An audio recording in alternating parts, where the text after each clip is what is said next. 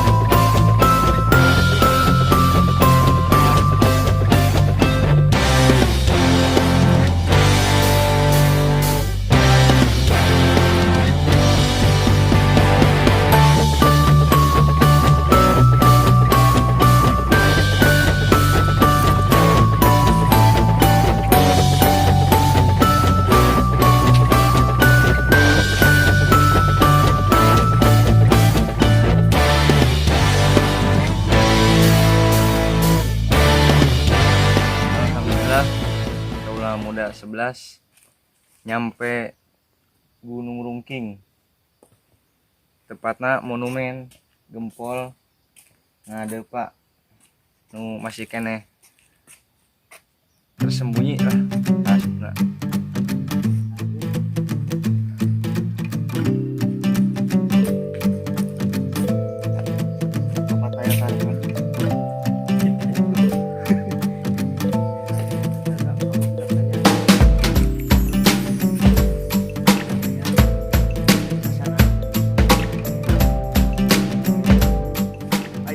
Cerita tentang penyerangan tahun 1848.